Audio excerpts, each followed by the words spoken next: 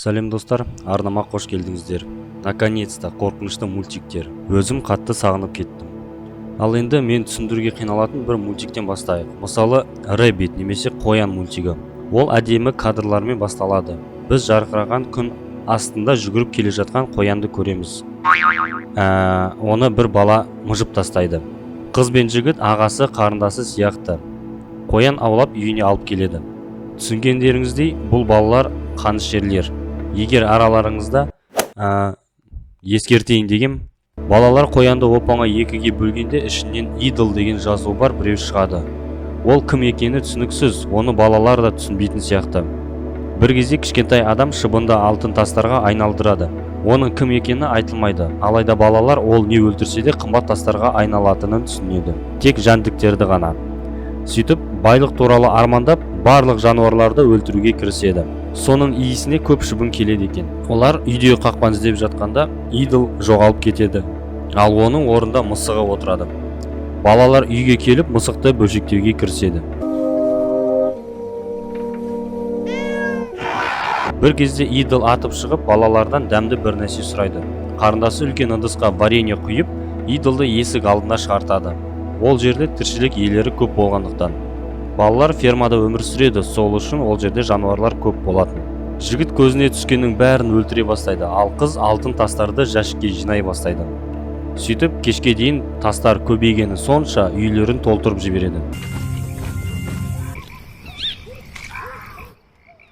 Келесі күні идол балаларды оятып, дәмді бірдеңе тағы сұрайды.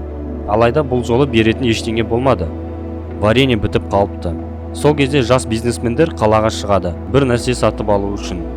Үйлерінде алтын толып тұрса да, олар құс қанаттарын сата бастайды.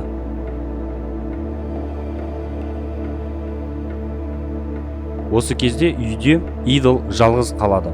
Не болып жатқанын түсіндіру қиын, қалай бар солай айтайын. Жынданған идол сиқырын ары-бері шаша бастайды. Бір кезде есік алдында қоянды көреді. Ол қоянды сәбізбен шақырғанда, қоян терезеден секіріп кіреді. Ол ауада еріп, кішкентай түрлі түсті адамдарға айналып кетеді. Идол бір кішкентай адамға мініп, ұшып жүреді де, олар осы кезде тигрге айналады. Осы кезде үйге келген балалар тигрді көріп, мылтық алады. Идолды құтқару үшін. Алайда мылтық жоқ болады, ал тигр қоянға айналып кетеді. Сөйтіп, идол қоян болып кеткенде барлық нәрселер бұрынғы қалыптарына орала бастайды. Демек, алтындар қайтадан жәндіктерге айналып, екі баланы жей бастайды. Финал қорқынышты, мультиктің өзі де сондай. Түрлі түсті болғандығына қарамастан, анимация өлеңмен, эпизодтармен қорқынышын береді. Ал мағынасына келсек, ол қызғану темасын айтады. Соңында байлық балаларды өлтіреді. Келесі мультик жайлы көп айта алмаймын, өйткені ол қысқа, екіншіден ешқандай мағына бермейді. Алайда ұйықтар алдында қарағанда арқамнан тітіркену пайда болды. Бұл жерге ұйқыға дайындалып жатқан қыз туралы. Осы бар сюжет. Барлық балалар ұйқы алдында қараңғыдан қорқады деп ойлаймын. Тыныш және қараңғыда сезу мүшелері қатты естиді. Әрбір нәрседен шошып жатасың. Білесіздер ма, қыздың орнына өзімді қойып көрдім. Қараңғы бөлмеде орман жақты көрсетіп тұратын үлкен терезе бар бөлмеде. Мен де оңай ұйықтай алмас едім.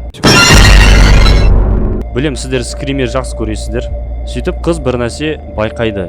Елес па, адам ба, ол жайлы ойламауға тырысып көздерін жұмады. Көрермендерге бұл жай нәрсе ма, әлде далада шынымен де адам тұрды ма белгісіз.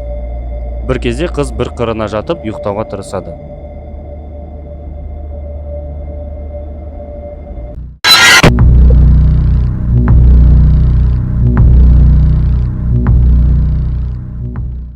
Ақыры ойландыратын анимация.